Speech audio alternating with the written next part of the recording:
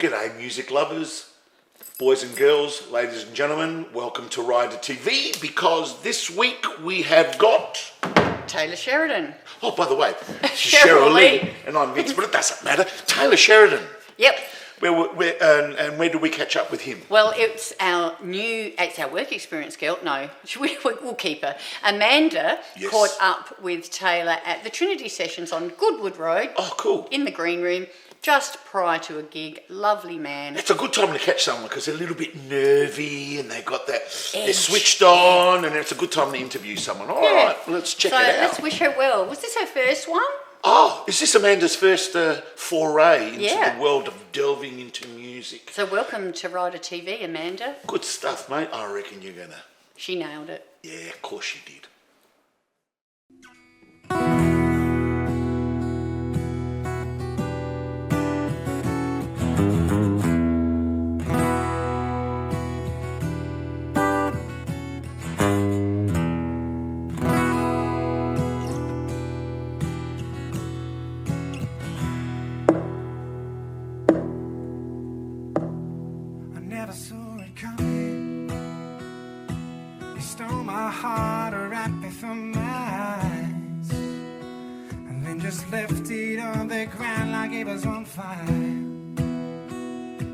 Spread, you said it'll go up like a landmine. I should have seen it coming. A freight train to the chest can only cause pain. You drove it around my town to paint me with a bad name. I haven't been back yet now, baby, that's a damn shame.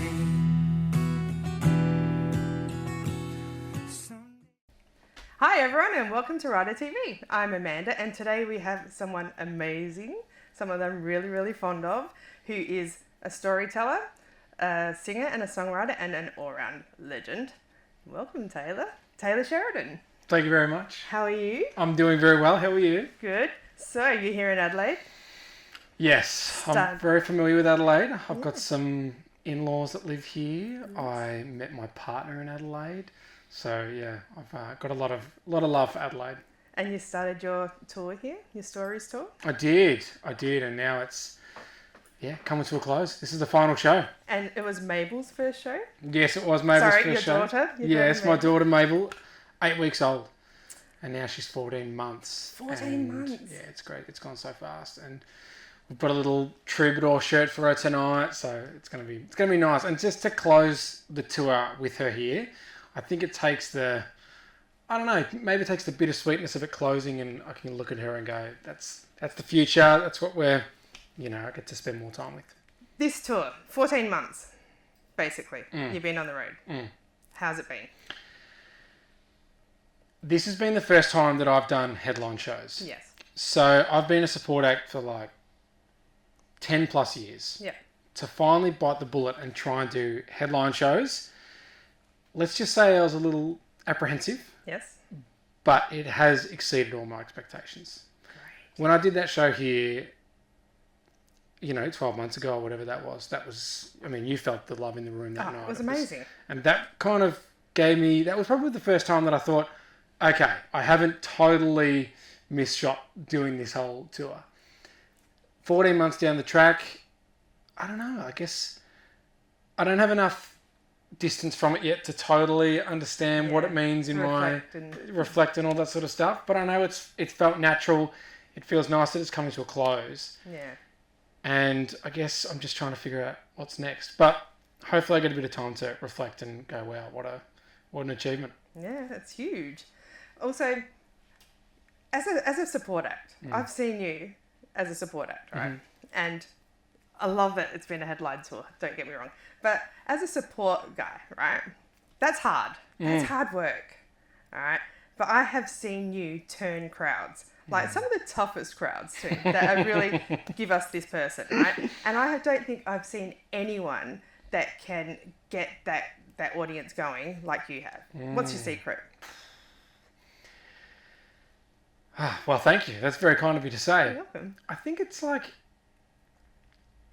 I think if you go out there wanting to beat people over the head with how good you are, It's never going to work. Yeah.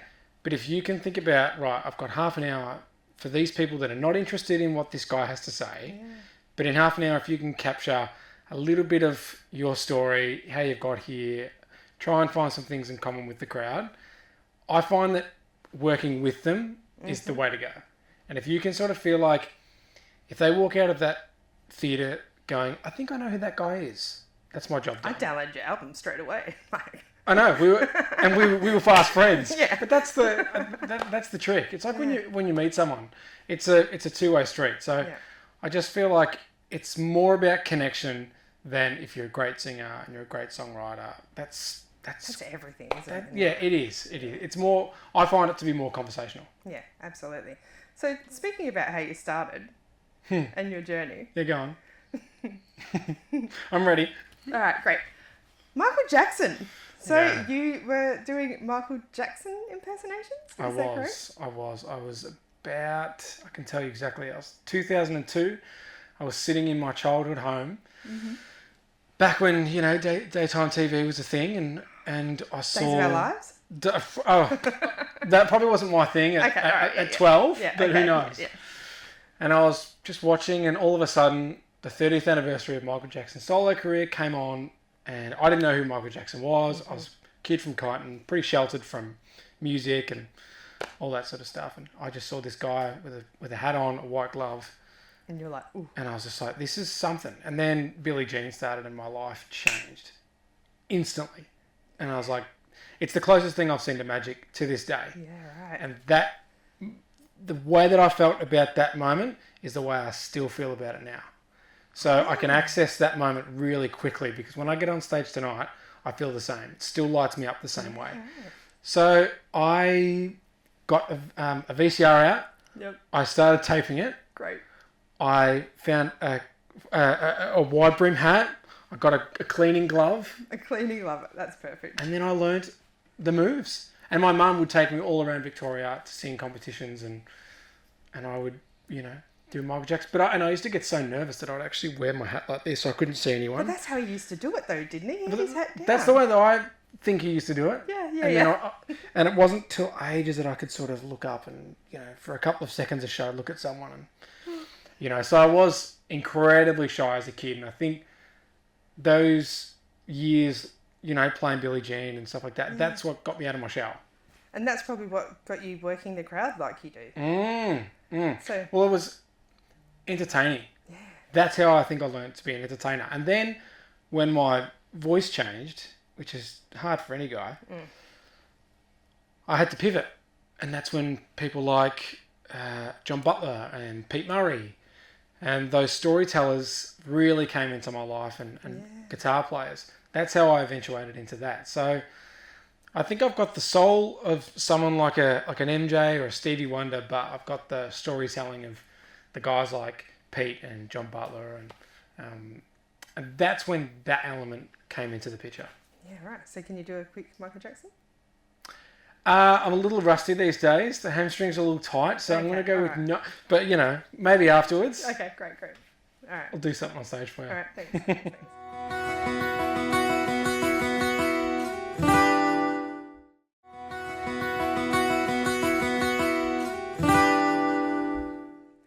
I also heard that you had an animal petting zoo. Nice. Yeah, I know. You right? have done your research. I know. I love this. So, what's your favourite animal? So to give your listeners some context, Okay, yeah. I grew up on a farm. Yes. And my dad, that's his thing. Music is my thing. Yep. Animals is his thing. The way that I speak about music is the way that he speaks about animals. That's so sweet. And to be fair, my first love was animals because that was our responsibility as kids. Before we got up and went to school, you'd have to feed the calves, feed the chickens, feed the lambs, and then you'd go to school. And there'd be kids going like, does someone smell like milk? I'm going, no. I've got it on me somewhere. So I think for me, I found a lot of purpose in caring for something other than myself. And my brothers are the same. Yep. We sort of need to be surrounded by animals to feel at home. Yep. And I've continued that throughout my life.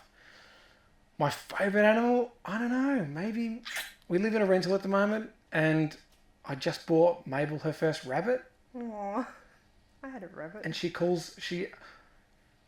Shishi. It means nothing, but it's a word that she says, so we've called it Shishi. Shishi. So for my daughter's sake, let's go with a little white rabbit is my favourite. That's very cute. So you're a storyteller. Yep. So where did this come from? How did you know that you had this gift of being able to tell stories? I guess it's the same as my love for animals. It's the same as my love for music. The foundation of it is communication for me. Yeah. And as a really shy kid, I've found it hard to converse with people. I found it hard to find a common ground. Yeah. And I didn't quite know how to. But when I would talk to someone about music and find something in common, or whether it be animals or whatever, it was storytelling. Yeah. And very early on, I was like, right, the way that I can speak to people is through stories. Yep. And that's the way that we all can find some common ground with each other. So when I started playing, I can't hit the highest notes. I'm not the best singer. I'm not the best guitar player. But I am a deep thinker. I'm someone who feels like pretty hard. So that's how I kind of found my entry into music and found my point of difference as well. And I find that when I go and see live music, when people can take me on a journey, I just think, oh, this is... And that's how you grow that connection. And that's how you grow that connection. I've seen guys like Troy Casadale do it, Paul Kelly do it, people like that. And I walk away going, I wish I could do that. So I'm still nowhere near where I would like to be. I think you're pretty good at it. Like, Well, that is very kind of you to say. But, we're all still, chiseling away, and we're trying to... It's a journey. It's a journey. it's not a sprint.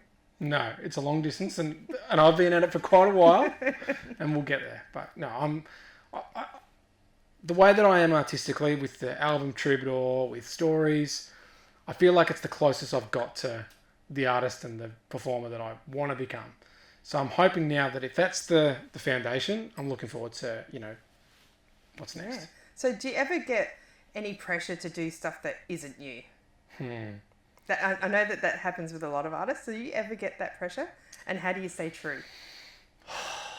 Comparison is the thief of joy. The only time I ever feel pressure is when I'm on my phone too much. Yeah, right. And I think, I should be doing that. I should be doing that. Oh, they're doing this. And I put it down, and I pick up my guitar, and I go, this is what I do. This is what I can do. Yeah.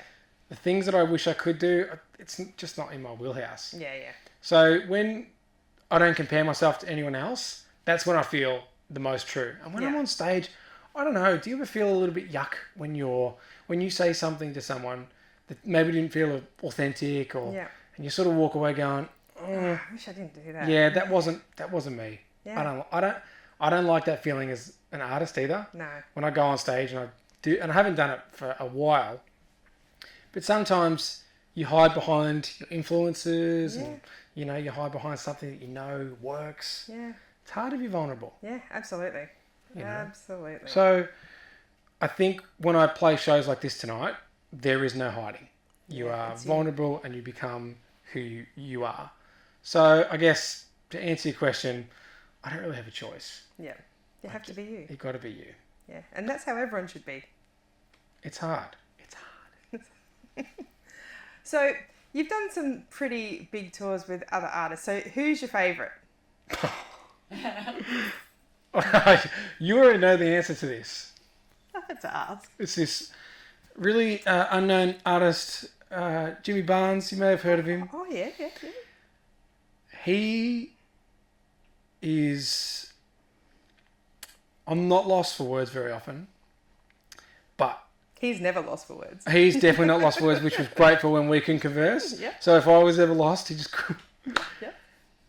Being on those tours that you were there for, to see the family-orientated spirit is what I've wanted to do since I was younger. I always knew that I was going to be a dad.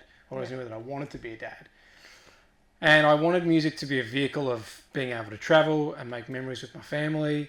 Yeah. So to see that aspect, the professionalism, and to perform at that level, but still have such heart backstage, those tours were by far my favourite. Yeah. And that's how I got to meet you. And that was Mabel's first tour. My daughter, which is, you know, we still put on Defiant on vinyl, and Mabel loses her mind. It's like in her bones. Yeah. So, you know, that I know it probably sounds cheesy, but No. I'm sticking by that answer. Okay. Because it's true. Great. I want a scoop, all right? So you've been on tour with all these people. Like, you're in Taxi Ride for 5 years, right? See? Research again. So what is something that you've never told anyone? I want a story from the road. Something I've never told anyone. Or anybody that was interviewing you, maybe. Okay. All right. So I'm going to just name drop here. Okay. So I opened for Gladys Knight. Amazing. Right? Yep. Amazing. Yep. And she was standing right next to me. Yep. And I had the chance to say hi. Yep. I was told not to, and I had the chance. And I looked over, and as I've gone to say hi, a security guard just looks at me and goes, No way. as if to say, don't do it. Really? And I just went, I'm going to listen this time. And I didn't say anything. She was right there, and I could have just said, great set. And I got, I talked to Gladys Knight. So then, That's rough. it was rough. Yeah. It was rough. And she was, you know, obviously an icon. Yeah. So to see her there. But then the following year, I got to open for Dionne Warwick. And I took my chance. And you did it. So And was she lovely? And she was amazing. And we were watching Novak Djokovic backstage. And she's like, Taylor, do you like tennis? I was like, sure. Not really, but like, yes, Dionne, whatever. I'll like whatever you need me to like. But I got to have that moment because of, but that's something I never have told anyone, because I think I may have even said in an interview that I did say hi. Really? But I didn't. But you didn't. So there's the scoop. There's the scoop. Great. See, sometimes when you're overcome with fear, you say things that you don't mean. I don't feel fear with you, so I'll be honest. See? Maybe I'm just a good interviewer. Miss my shot.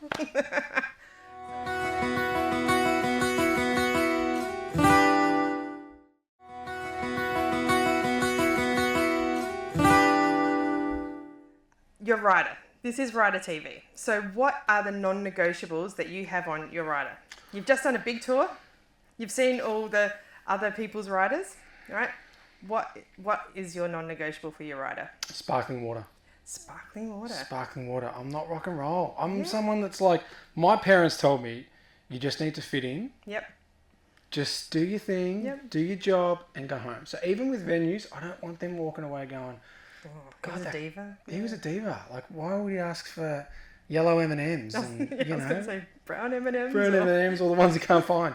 So I just try and be as easy going as possible. Yeah. And to try and get into the music industry, the way that I've got in, I've just tried to stay there. So I actually haven't changed my rider since when I first started. All right. 6 Mount Franklins, 6 Sparkling Waters. Yep.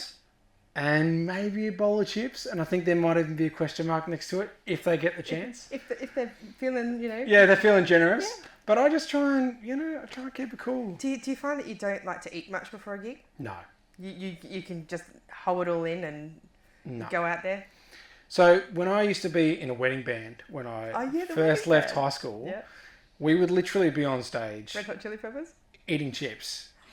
Like, we'd just go back to our amps, grab hot chips, and we'd just eat our chips, and that was fine. And you'd play, and then and turns out that's not very professional. So I haven't taken that onto my original scene. Yeah. But no, I don't eat now. But I just try and get in touch with what I need to do. Yep. I need to get in the zone. Yep. And eating a cheeseburger doesn't quite align me with those. Yeah. With that moment. Yeah. So you're going to play a song for us today. I am. Right. So tell us about that song. So Don't Ever Change is what I've requested. Don't Ever Change. I said to Amanda she could pick whatever song she liked. And I love that song. So I met my partner in Adelaide at the Norwood Hotel. Great. And I remember when she walked in and I was just like, that moment was just, She's a beautiful girl. She's a beautiful soul. girl. Everything about it. And I'm so glad I was singing at the time, so maybe I could come up at least 2%. She wouldn't look at me and just go, no, I don't know about this guy. Yeah. Why is he looking at me so much? Yeah. when we were just about to get engaged, I realised I hadn't written a song, because how do you write a 3.5 minute song about someone that you love so much that hasn't been said before? How is it unique? And she's a social worker, and through the lockdown, I kept on hearing her conversations with parents and with kids, and I just got to see this whole other side to her. And if I was in danger, if I was in trouble, I would feel so assured having that voice on the other end of the line. Yeah. So, Don't Ever Change popped into my head because I just thought you are perfect. And she second guesses herself all the time, which some of the best people we know in our lives, for some reason, don't see it the way we do. Yeah. And that's why I wrote the song, just to let her know. If you just want to be you, that's always going to be enough. That's right. And you're going to play it for her tonight? Of course. It is Valentine's Day tomorrow. I need to get some brownie points. Yeah, I mean, absolutely. there's not that many perks of being with a musician, touring all the time, but you do get a song or two. Yeah, great. So can you play it for us? Of course. I would love to. I'm so excited that you're playing a song. Just saying. I'm so excited that you interviewed me. I know your self-love is not where it's meant to be. Your view in the mirror don't reflect what I see. It's not muddy water, it's as clear as the breeze. Don't ever change for nobody.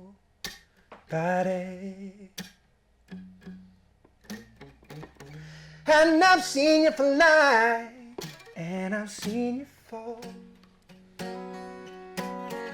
And I saw something in you I ain't seen before. I know a beauty that can light up the night. But I'm telling you, you ain't seen nothing till you seen her when she shines. Don't ever change. Don't ever change. Don't ever change for nobody.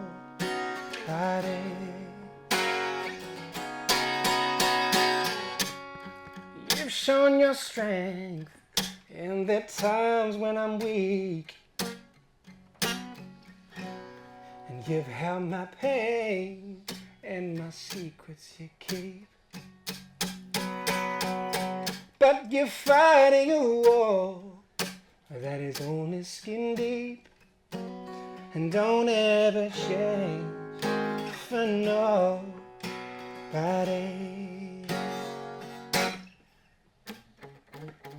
And I've seen you fly, and I've seen you fall.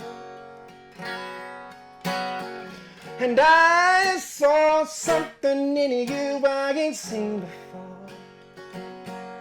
I know a beauty that can light up the night. But I'm telling you, you ain't seen nothing till you seen her when she shines. And don't ever change. Don't ever change. Don't ever change for nobody. And don't ever change, please. Don't ever change for nobody. Woo, don't ever change for nobody.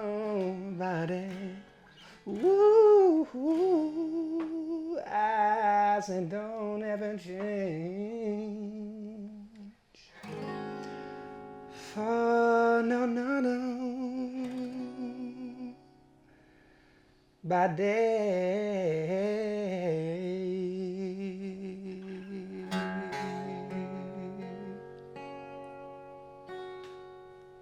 Yay, amazing. Thank you. My pleasure. And thank you so much for today. This has been great. You are the best. Thank you so much. Thanks to your crew. You guys are awesome. Thank you. Excellent. Thank you. Thank you so much for joining us on Rider TV this week. Hope you enjoyed Amanda's Well done, Amanda. first one. We'll see you next week. Same bat time. Same bat channel. Cheryl, tell us the good news. If you love your music as much as we do, and everybody involved in this show does it for the love of it, none of us get paid, and you'd like to be involved, please just email this address here and come along and have a chat to us about sponsoring maybe one show or even a whole series of shows. We'd love to have you on board.